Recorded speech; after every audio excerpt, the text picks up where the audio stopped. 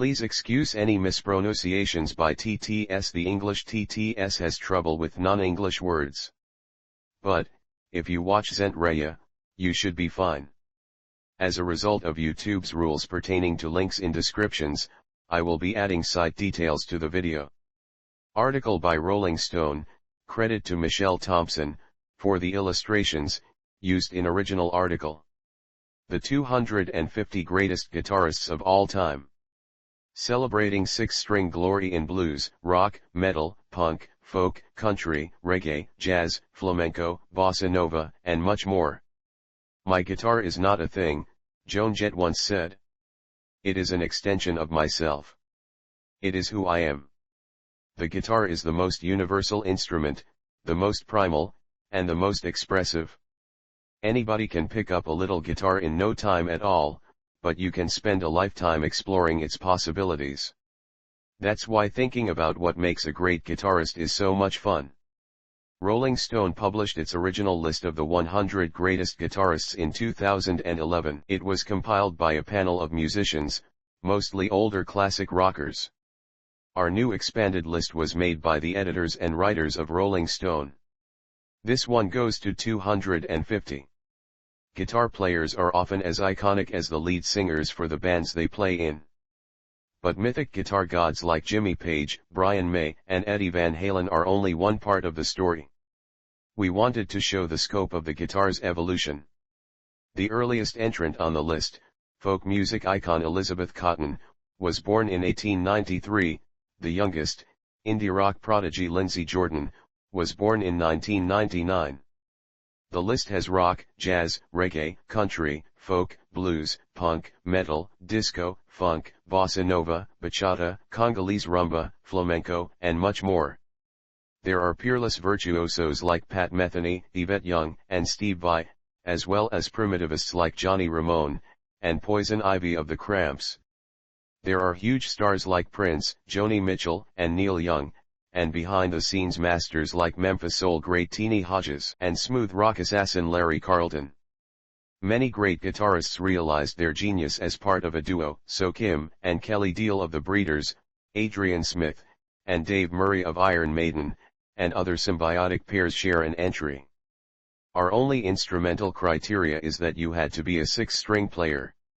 In making the list, we tended to value heaviness over tastiness, feel over polish, invention over refinement, risk-takers and originators more than technicians. We also tended to give an edge to artists who channeled whatever gifts God gave them into great songs and game-changing albums, not just impressive playing. As modern blues visionary Gary Clark Jr. put it, I don't know if I want to get too far off the path, I don't want to get lost in the forest, but I like to wander out a bit and adventure. 184 Eldon Shamblin was a country pioneer, bringing the electric guitar front and center in the 1930s with Bob Wills and his Texas Playboys. He helped create the style known as Western Swing. A jazz player from Oklahoma, he joined Wills in 1937, arranging and bringing his wide-ranging tastes. As he told Rolling Stone, "We listened to everything." He served 4 years in World War II, then came right back to the Playboys. His influence spreads everywhere, Chuck Berry wrote, maybe a lean as an attempt to mimic Shamblin's rhythm guitar in the 1938 classic, Ida Red. He later played with fans like Merle Haggard, and Asleep at the Wheel, grooving on his famous 1954 gold Stratocaster. Key tracks, Ida Red, At the Woodchopper's Ball, Twin Guitar Special. 183 Roy Buchanan. Few guitarists could boast of mentoring the band's Robbie Robertson, and turning down a job offer from the Rolling Stones, but Telecaster ace Roy Buchanan did both. Buchanan, born in 1939, had performed as a sideman on various recordings, and was well known in his hometown of Washington, D.C., but seemed destined to remain a local legend, until a 1971 PBS documentary, introducing Roy Buchanan, brought him to the attention of major labels. The guitarist's impeccable technique, nuanced blues phrasing, and ability to harness all of the expressive possibilities of the Telecaster, including squawking pinch harmonics, and voice-like tonalities coaxed from the guitar's tone knob, earned him praise from top guitarists like Jeff Beck and Jerry Garcia, but Buchanan never achieved superstar status, and died of an apparent suicide in 1988. Key tracks: Wayfaring Pilgrim, The Messiah Will Come Again, Further On Up the Road. 182. Earl Janna Smith is perhaps the most recorded guitarist of the classic reggae era, playing on seminal works by Bob Marley, Dennis Brown, Bunny Wailer, Sugar Minott, Jacob Miller, Black Uhuru, Mighty Diamonds, Augustus Pablo, Gregory Isaacs, Freddie McGregor. The full list would take up this entire page. As a member of Bunny Lee's Aggrovators, and later the Soul Syndicate, Smith influenced a generation of Jamaican players. Aside from his tight rhythm and riff playing, he was also known for coming up with guitar intros for songs such as Marley's Rat Race and Dennis Brown's Cassandra. Before this innovation, almost all reggae was started with a drum fill. And to this day, Smith welcomes musicians from far and wide to his yard in Jamaica to learn and play with him. Key tracks: Cassandra, Rat Race. 181. Larissa Strickland. Born Larissa Stollarcook was one of the American punk underground's great noise guitar stylists. Starting with the underknown Detroit punk band L7, Stollarcook came into her own in the late 80s, early 90s band Laughing Hyenas, where her bluesy, shuddering treble cut through Madman singer John Brannon's hellacious scream, like a pavement saw through concrete. Sonic Youth's Thurston Moore said, "I remember fellow SY guitarist, Lee Ranaldo, coming backstage, and saying, 'Yeah, Larissa is the real deal.'" Everybody on the scene knew Larissa Strickland was the best. After a decades-long struggle with addiction issues, Stollarcook died in 2006 at age 46. Key tracks: You Just Can't Win, Everything I Want. 180. Mike Campbell. Tom Petty's lead guitarist for more than 40 years, Mike Campbell never clutters up a song with notes, when 2 or 3 bullseyes will suffice. "It's a challenge to make your statement in a short amount of time," he has said, "but I prefer that challenge as opposed to just stretching out. Listen to the skeletal hook that holds breakdown together, or the laconic, tone-bending solo and you got lucky, to hear Campbell's ingenious use of negative space. Michael is not one to show off," Petty once said. What he says is essential. Key tracks: Breakdown, You Got Lucky. 179. Ernest Ranglin. It's a simple equation: no Ernest Ranglin, no reggae. Ranglin was a chief architect of Jamaican ska in the early 60s, inventing the rhythm guitar pattern, of playing on the upbeat, paving the way for rocksteady and then reggae. He played on the first international ska hit, Millie Small's 1964 smash My Boy Lollipop, and came up with the classic riff on Toots and the Maytals' seminal 54-46 Was My Number. Besides playing on, and often arranging hundreds of classic ska, rocksteady, and reggae recordings as a studio musician, Ranglin also started performing live as a leader of his own group almost 60 years ago, and he's still at it, often showing off his chops in straight-ahead jazz situations, but always with a touch of Jamaica. Key tracks: My Boy Lollipop, 54-46 Was My Number. 178. Skip James. Born in 1902 in Yazoo City, Mississippi, Skip James showed an early talent for both piano and guitar, but spent his 20s pursuing much more lucrative activities like gambling and bootlegging. The 18 songs he cut at a Wisconsin session in 1931 were so powerful that tracks like The Chilling, Devil Got My Woman, and Hard Time Killin' Floor Blues became part of the country blues canon. James' unusual D minor open tuning, baffling right-hand finger-picking technique, and hauntingly high vocals were lionized by blues aficionados, and emulated by other artists, even as their creator remained in obscurity. Fingerstyle guitarist John Fahey would finally locate James in 1964, stricken with cancer and ailing in an Arkansas hospital, and persuaded him to play the Newport Folk Festival in 1966. James even managed to record a few albums during a brief comeback before he died in 1969. Key tracks: Devil Got My Woman, Hard Time Killin' Floor Blues, Sickbed Blues. 177. Rodrigo y Gabriela. When Mexican guitarists Rodrigo Sanchez and Gabriela Quintero dropped their debut album in 2006, the sound, flamenco-flavored instrumentals with brush strokes of heavy metal pathos, was so different from anything else in Latin music that it felt shockingly daring and revulsive. Future stage classics like Demacan and Diablo Rojo felt right at home next to A Stairway to Heaven, cover that began with a mood of aching vulnerability, then built up a crescendo of flamenco frenzy. 5 albums later, the recipe still feels fresh thanks to the duo's virtuoso chops.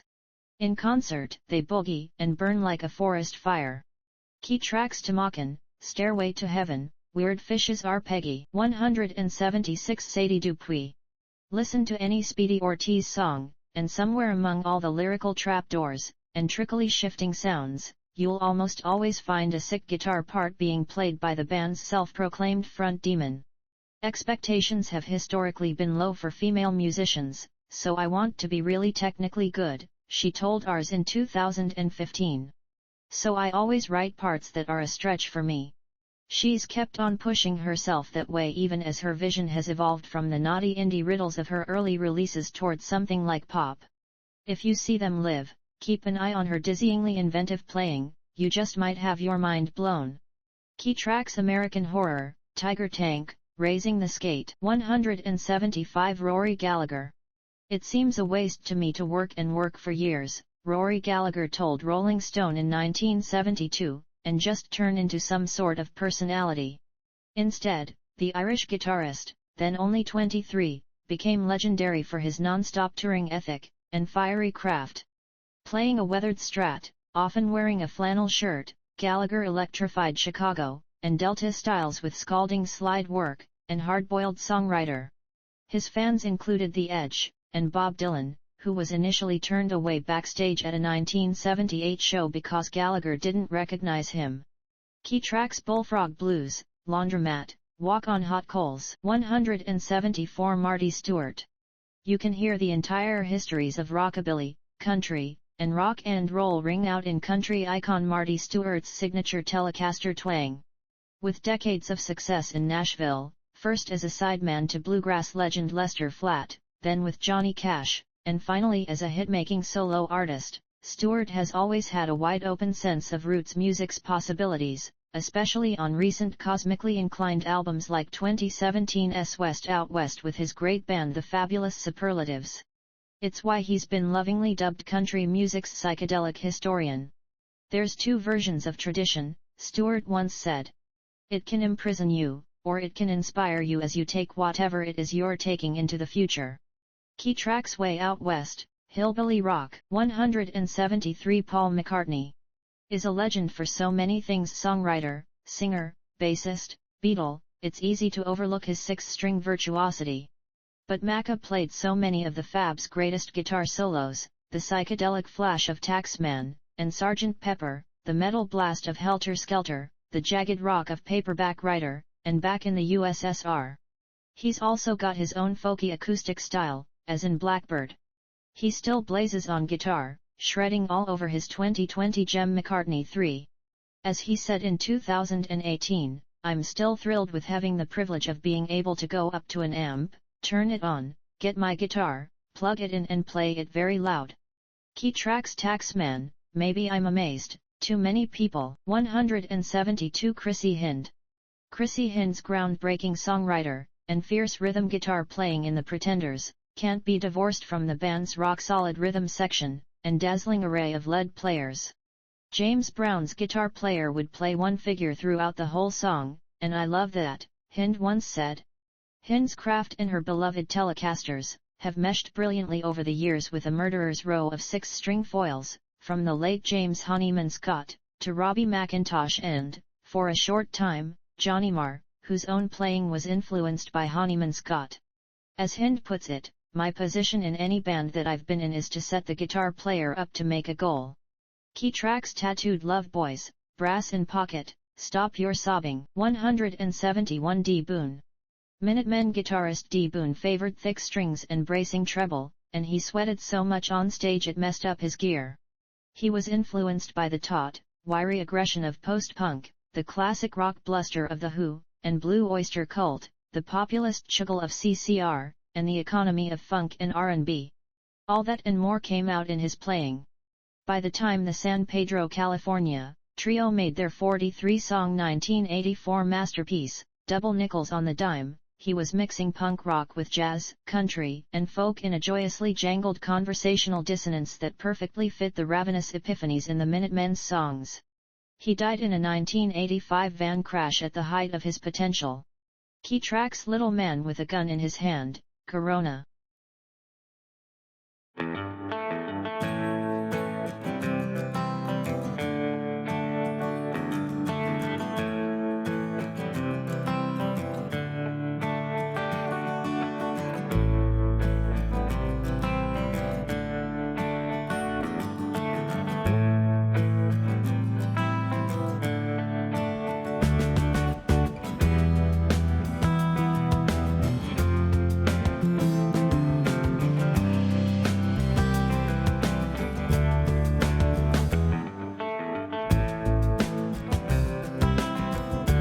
(170) Phil Manzanera.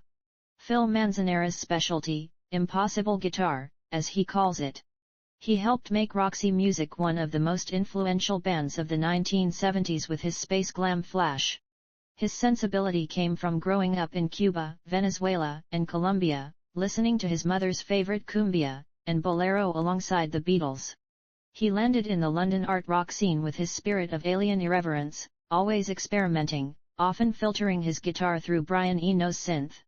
"It's all down to pantonality, man," he said in 1974. Ever prolific, he's played on 80 albums in 50 years, with Eno, his Clatter On, Needles in the Camel's Eye, John Cale, his brutal barrage in, Gun, and solo gems like, Diamond Head. Key tracks: In Every Dream Home a Heartache, Amazona, Lagrima. 169 Jessie May Hemphill. Few traditions have influenced modern-day blues music like North Mississippi Hill Country Blues, of which the late Jessie May Hemphill was a pioneer. Born in the Hill Country in 1923, Hemphill began playing guitar at a young age, honing her chops at family gatherings and joining her grandfather Sid Hemphill, another famed Hill Country musician, on stage with his band. It was when Hemphill relocated to Memphis later in life, where she'd live until her death at 82 in 2006, that she found true notoriety, becoming an award-winning, internationally touring act within just a few years thanks to her deeply intuitive playing, traditionally informed blues songwriter, and raw, emotive vocals. Key tracks: She-Wolf, Shame on You. 168 John Cipollina. John Cipollina was the original psychedelic guitar hero of the Haight-Ashbury scene, playing in his San Francisco band Quicksilver Messenger Service. He rocked the Fillmore in the Summer of Love with his stratospheric vibrato twang. In Quicksilver, he soars in epics like The Fool, trading leads with Gary Duncan, or his whammy bar blowout, How You Love. Jesus, They Were Magic, Mickey Hart told Rolling Stone. Cipollina just cut the air with his guitar. A born gearhead, he chopped and channeled his whole rig, as he said, "I was just into hot-rodding guitars." He died in 1989, just 45, but left his sounds to inheritors like Television, The Dream Syndicate, and Yo La Tengo. Key tracks: How You Love, Maiden of the Cancer Moon, Gold and Silver. 167 James Williamson. Despite Williamson's mild-mannered former day job, vice president of Sony Electronics, the man is a devil with the guitar, adding another layer of feral intensity to the already untamed Stooges, when he joined the band for their 1973 punk landmark Raw Power. As Johnny Marr once said, he has the technical ability of Jimmy Page without being as studious, and the swagger of Keith Richards without being sloppy. He's both demonic and intellectual, almost how you would imagine Darth Vader to sound if he was in a band. Dirty, brutish, and dervish fast, Williamson kicked down the proverbial door for generations of guitar players to get ugly in the most beautiful possible way. Key tracks: Search and Destroy, Raw Power. 166 Johnny Winter. Texas-born blues rock prodigy Johnny Winter began playing professionally when he was 15 years old, on his own and occasionally with his brother Edgar's band, and his career continued well into the 2000s. He was a lightning-fast electric picker, like his idol and occasional collaborator Muddy Waters. He plays with a thumb pick, and a molten hot slide guitarist. His slide of choice, a chunk of plumber's pipe. Jimi Hendrix sought him out as a sideman, and Waters recognized his talent at first glance, becoming a friend and collaborator. "That guy up there on stage, I got to see him up close," Waters later said. "He plays 8 notes to my 1." Key tracks: I'm Yours and I'm Hers, fast life writer. 165 Rokia Traore. The daughter of a Malian diplomat, Rokia Traore grew up largely outside her home country, which meant, per custom, that she was not supposed to study its music. It was therefore more natural for me and less controversial for my entourage to take up playing the guitar, Traore writes on her website. That guitar, whether acoustic or electric, defines her utterly entrancing music on albums like 1998's Maunisa and 2013's Beautiful Africa. As much as her fluttery, steely voice, her playing is both lissom but resonant, an instant scene setter. Key tracks: The Man I Love, 2009, N.E. So, 2016. 164 Dave Davies. You can trace all things loud and riff why right back to the Kinks' Dave Davies, starting with the fantastically simple power chords of You Really Got Me, which he recorded at age 17, setting off a run of proto-metal singles from All Day and All of the Night to Till the End of the Day. Davies, who created the distortion on You Really Got Me, by slicing an amp speaker with a razor, has laughed off claims that it was actually played by an uncredited Jimmy Page, who'd want to play a solo that crazy, anyway? Only Dave Davies could do that. Key tracks: You Really Got Me, All Day and All of the Night. 163 Wah Wah Watson. Wah Wah Watson named himself for his primary effect pedal. He was born Melvin Rajan, for good reason. Few guitarists, in the 70s or now, have so adeptly utilized that box's seesawing tonality to such tautly dramatic effect. Watson underlines the languid eroticism of Marvin Gaye's Let's Get It On, and chopping, billowing chords lift the temptations. Papa Was a Rolling Stone, Rolls Royce's Car Wash, and Gloria Gaynor's I Will Survive, alike. But Watson's masterpiece may be the Pointer Sisters, How Long, Betcha Got a Chick on the Side, from 1975. His knife-slicing riffs perfectly underline the song's combo platter of anger and desire. Key tracks: Let's Get It On, How Long, Betcha Got a Chick on the Side. 162 Rosinha Valenka. Rosinha Valenka's 1963 debut, a breezy bossa nova classic, revealed to the world her pristine tone and effortless technique on the acoustic guitar. A self-taught performer, Valenka moved to Rio at just the right time, connecting with Baden Powell, and accompanying tragic diva Sylvia Tells for concert performances that encapsulate the boss's bohemian cash. She recorded 2 silky albums with Sergio Mendes in 1965, then teamed up with soulful samba star Martinho da Vila. Her career was cut short at age 51 due to health issues, and she passed away in 2004, inspiring a tribute album with Maria Bethânia, Chico Buarque, and other Brazilian stars. Key tracks: Tristeza Mim, Asa Branca. 161 Tim Henson. The guitarist for the adventurous latter-day prog band Polyphia is one of the most radical innovators the instrument has ever seen. To Henson, the emotive string stretching of the blues and classic rock era was just a bunch of boomer bends. Instead, his playing is a wild, hyper-syncopated, video game soundtrack blend of freaky arpeggios, unexpected harmonics, and fractured, brain-bending riffs. His ever-morphing tone, meanwhile, almost always comes from digital models of amps and effects, not the actual thing. In his hands, the guitar is an instrument of the future, not the past, as the countless young players trying to imitate him on TikTok will attest. Key tracks: Bad, Playing God. 160 Kim and Kelly Deal. When Kim Deal asked twin sister Kelly to join her post-Pixies outfit the Breeders in the early 90s, Kelly didn't have much experience on the 6th string. I had no interest in shredding, she told Guitar World. I just wanted to play with sounds.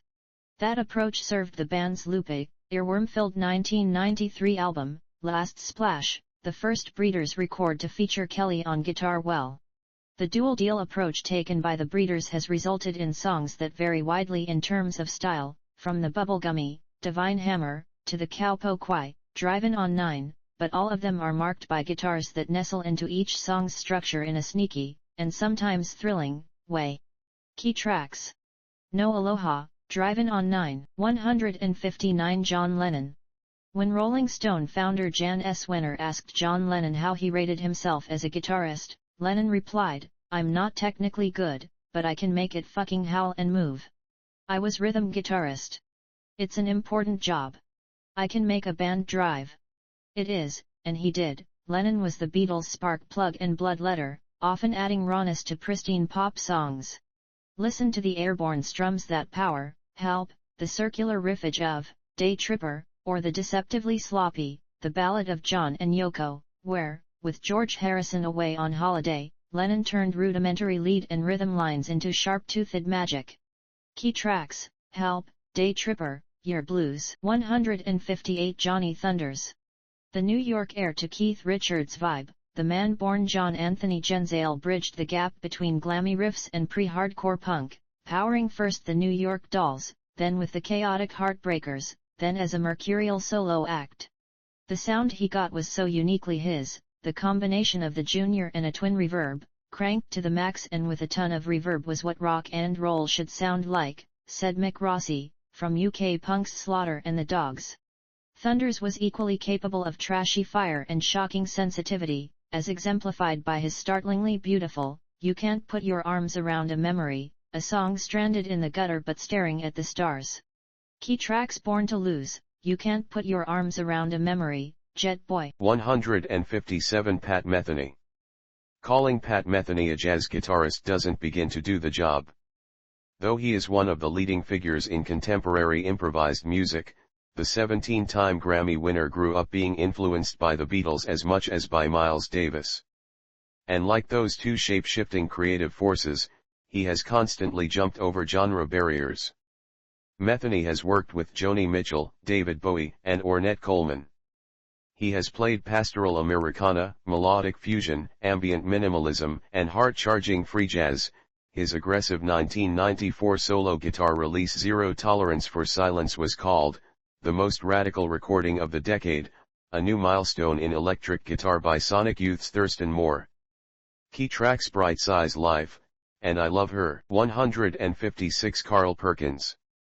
In the Beatles' early days, George Harrison briefly billed himself as Carl Harrison in honor of his quick-picking hero. Carl Perkins' bright, trebly style, which the rockabilly king picked up from blues players in Tennessee, defined the singles he put out on Sun Records, Blue Suede Shoes, Glad All Over, and influenced scores of players from Eric Clapton to John Fogerty. He took country picking into the rock world, Tom Petty once said. If you want to play 50s rock and roll, you can either play like Chuck Berry, or you can play like Carl Perkins. Key tracks: Blue Suede Shoes, Glad All Over. 155 Yvette Young. Like many successful players of the internet age, Yvette Young originally created a fan base on YouTube by posting clips showcasing her almost pianistic two-handed tapping exploits. As a solo artist, and as the leader of the math rock band Covet, she has demonstrated time and again that she is more than a flash in the pan. Using a multitude of alternate tunings, a sparkling clean tone, and a composer's knack for polyphonic invention, the guitarist manages to combine the chime of alternative icons like television's Tom Verlaine with the wicked precision and rhythmic complexity of late aughts, early 2010s instrumentalists like Scale the Summit and Sean. I've never been interested in being a shredder, Young told Guitar.com. I've always been more interested in making the things in my head come to life and being able to play those things. Key tracks: Firebird, Fokker, Nero. 154 Bill Frisell. Bill Frisell came out of the experimental jazz scene where blustery skronk is often an improvisational lingua franca, but the 72-year-old musician's decades-long trademark has usually been his ability to bend tradition with a tender touch, revealing revelatory textures at a casually investigative pace. Whether he's covering Madonna or Bob Dylan, doing country, 1997's Nashville, rock and roll, 2014's Guitar in the Space Age, or Beatles tunes, 2011's All We Are Saying, his slurred, spacious, iridescent notes can give familiar sounds a lovingly warped feel, causing you to reconsider musical traditions you thought you knew well. Key tracks: Live to Tell, Keep Your Eyes Open, Pipeline. 153 Otis Rush. A Mississippi native who moved to the Windy City in the late 40s, Otis Rush was a fearsome electric guitarist, with a gritty treble tone and lacerating attack, like a gunslinging cross of Muddy Waters and B.B. King, as well as a knockout songwriter. Along with guitarists like Magic Sam and Buddy Guy, Rush helped create the more modernized, R&B-influenced approach to Chicago blues that came to be known as the West Side Sound. Rush's impact on later generations was enormous. His late 50s and early 60s singles were go-to covers for Led Zeppelin, I Can't Quit You Baby, John Mayall, All Your Love, I Miss Loving, and the J. Geils Band, Homework, while Stevie Ray Vaughan named his band after Rush's Lethal 58 lament, Double Trouble. Key tracks, I Can't Quit You Baby, Double Trouble, Homework.